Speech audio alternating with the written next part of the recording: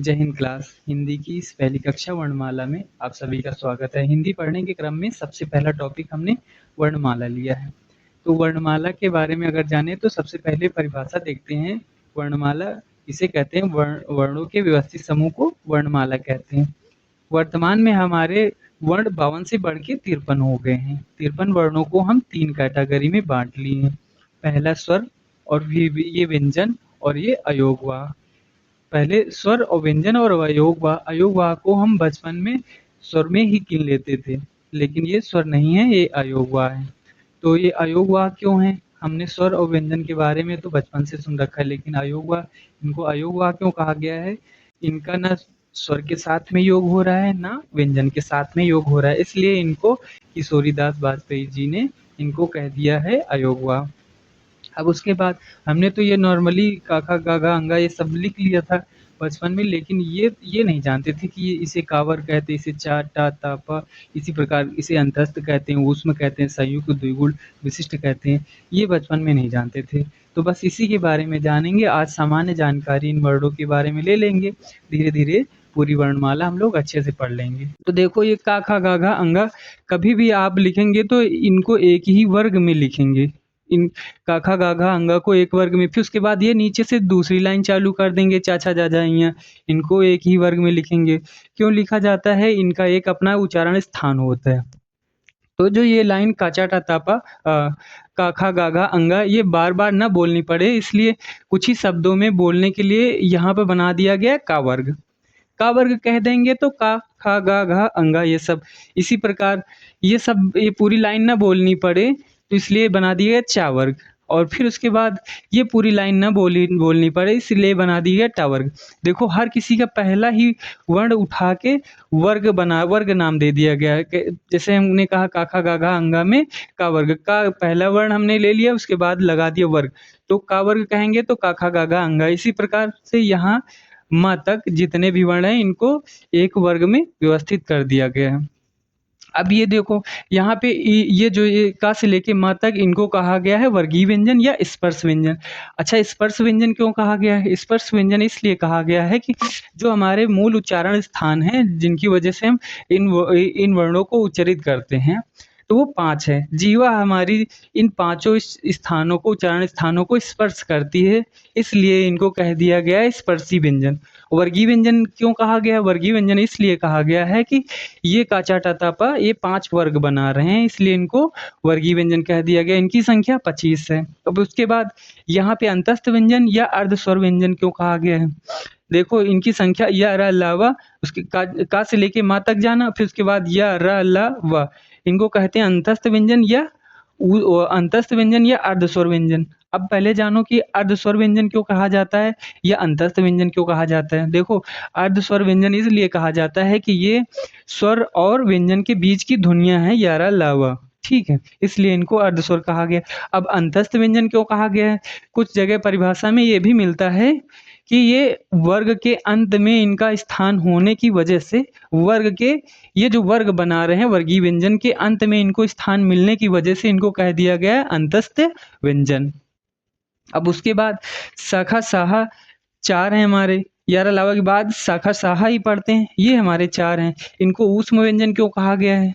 यहाँ पे ऊष्म व्यंजन इनको इसलिए कहा गया है कि आप कभी अन्य वर्णों का उच्चारण करेंगे, उच्चारण करते टाइम अपने जो यहाँ पर स्पर्श करेंगे, वायु को स्पर्श करेंगे, तो आप जैसे का कहेंगे, खा, गा, अंगा, इनको जब बोलेंगे, उच्चारित करेंगे, तो इनमें वायु जो है, वायु की ऊष्मा यहाँ पे कम महसूस होगी। लेकिन आप यहाँ इन तीनों का, ये जो इन 3-4 ऊष्मीय व्यंजन है, इनका जब आप उच्चारण करेंगे, सा, सा, हा करेंगे, तो इनमें ऊष्मा निकल रही है, ऊष्मा निकलती हुई प्रतीत होगी, इसलिए इनको कह दिया गया है ऊष्म व्यंजन। ऊष्म व्यंजन क्यों कहा गया है? कि इन वर्णों का उच्चारण करने पर मुख से अधिक ऊष्मा निकलती है, सामान्य से अधिक ऊष्मा निकलती है, इसलिए इनको कह दिया गया है ऊष्म व्यंजन।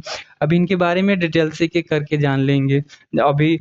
और उसके बाद ये संयुक्त व्यंजन, छत्र, ज्ञ, स्र, ये चारों होते हैं। इनको संयुक्त व्यंजन क्यों कहा गया है? ये प्रत्येक व्यंजन जो है दो वर्णों के संयुक्त होकर बना है, दो वर्णों के संयोग से बना है, इसलिए कहा गया है संयुक्त व्यंजन। ठीक। अभी बाद में बताएँगे। अब उसके बाद ड और ढ ये 2 हैं, इनको उच्छिप्त या द्विगुण व्यंजन क्यों कहा गया है? जब आप करेंगे द्विगुण व्यंजन की बात, तो इसमें देखो जो ड और ढ ये कुछ आकृतियाँ हमको ट वर्ग में मिल रही थी। यहाँ पे ड और ढ है, ये ट वर्ग में, और उसके बाद इसमें यहाँ पे नीचे बिंदी लगा के इनको एक विशेष वर्ण बना लिए गए हैं।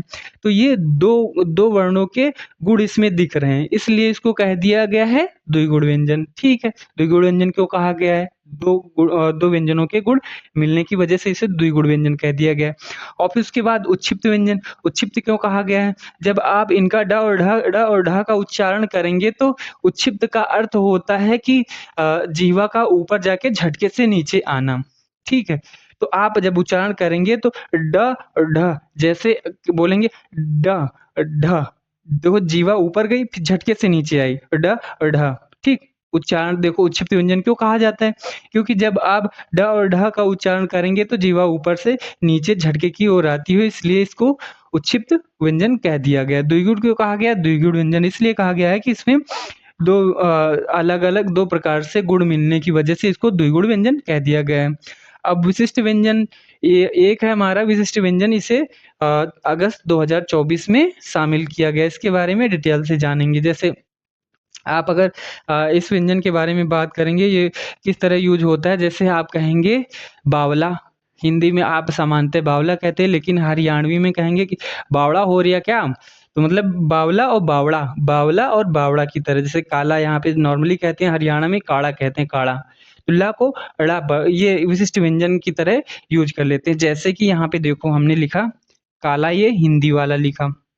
लेकिन जब आप हरियाणा में देखेंगे, ये यहाँ पे सामान्य है, सामान्य। अब जब आप हरियाणा में देखेंगे तो इसको लिखा जाता है काढ़ा, काढ़ा। वहाँ पे इसे काढ़ा पढ़ा जाता है, ऐसे पढ़ा जाता है, जैसे बावला, बावड़ा। ठीक, इसके बारे में बाद में डिटेल से हम जानेंगे। अब उसके बाद हमने इनके बारे में सामान्य जानकारी ले ली। अब जो इनके विशेष वर्ण के बारे में जान लेते हैं। हमने यहाँ तक तो जान लिया का से लेके माँ तक। अब यहाँ से अंतस्थ व्यंजन के कुछ वर्ण उठा के, अंतस्थ व्यंजन के सारे वर्ण, इनमें कुछ विशेषताएं छिपी हुई हैं, तो इनके बारे में जान लेते हैं। पहले ले लेते हैं या और वा। इन या और वा को अर्धस्वर कहते हैं। आपसे पूछेगा कि अर्धस्वर कौन से हैं? अर्धस्वर, तो आप बताएंगे या और वा को। या को कहते हैं और वा को कहते हैं। क्यों कहते हैं, इसके बारे में जानते हैं।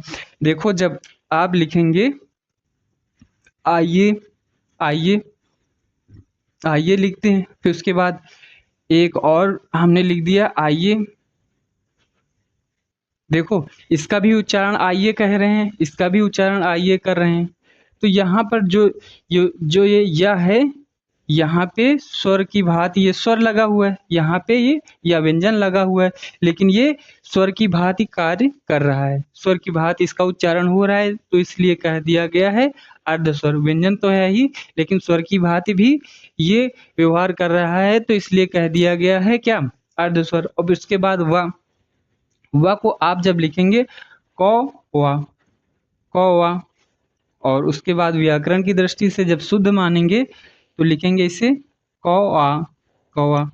यहाँ पे देखो ये स्वर है, यहाँ पे ये व्यंजन है, लेकिन स्वर की भांति कार्य कर रहा है, तो इसलिए स्वर की व्यंजन तो है ही, लेकिन स्वर की भांति भी कार्य कर रहा है, इसलिए इसको कह दिया गया है अर्धस्वर। ठीक है, हमने जान लिया या और वा के बारे में जान लिया। अभी देखो हम रा और ला के बारे में जान लेते हैं। इसे मिटा देते हैं, जगह कम पड़ रही। तो हमने या और वा के बारे में जान लिया, इसे अर्धस्वर कहते हैं। अब इसके बाद यहाँ पे बचे ला, ला बचा है और रा बचा है। ला को कहते हैं पार्श्विक व्यंजन, पार्श्विक व्यंजन कहते हैं। ला को पार्श्विक व्यंजन कहते हैं। क्यों कहते हैं, अभी बताते हैं। पार्श्विक, देखो पार्श्व का मतलब होता है बगल। जब आप ला का उच्चारण करेंगे तो ला का उच्चारण करते टाइम जीवा आगे लॉक हो जाती है और वायु हमारी पार्श्व से निकलने लगती है। जैसे कहेंगे ला, ला, ला बोलेंगे तो वायु जो है पार्श्व से मतलब बगल से निकलती हुई प्रतीत होगी, इसलिए इसको कहा गया है पार्श्विक व्यंजन। ठीक, अब उसके बाद र के बारे में जान लें। र को कहते हैं रुंठित या प्रकंपित। लुंठित या प्रकंपित। लुंठित या प्रकंपित। अब यहाँ पे लुंठित क्यों कहते हैं? जब आप कहेंगे रा रा र कहेंगे तो जीवा लुढ़कती हुई प्रतीत हो रही है। जैसे कहेंगे रा रा रा तो ऐसा लग रहा है कि जीवा लुढ़क रही है। ठीक, तो समझ गए कि रा को लुंठित क्यों कहते हैं, प्रकंपित। अब प्रकंपित क्यों कहते हैं? लुंठित तो ठीक है, प्रकंपित क्यों कहते हैं?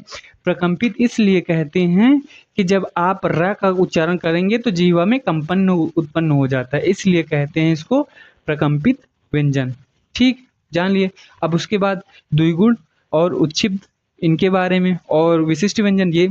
अब आगे आगे के इनके द्विगुण और विशिष्ट द्विगुण व्यंजन के बारे में, विशिष्ट व्यंजन के बारे में कल डिटेल से बात करेंगे।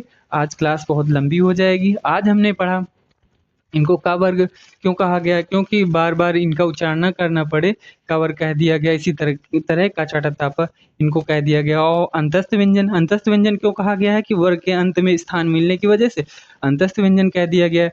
अब ये ऊष्म व्यंजन क्यों कहा गया है? इनके उच्चारण में जो शाखा सा है, ये 4 हैं, इनके उच्चारण में ऊष्मा अधिक, मुंह से अधिक ऊष्मा निकलती है अन्य वर्णों की तुलना में। और फिर संयुक्त व्यंजन, संयुक्त व्यंजन क्यों कहा गया है कि इनमें छत्रक या स्र जो प्रत्येक वर्ण है 2 व्यंजनों के योग से बना है, इसलिए संयुक्त व्यंजन कह दिया गया।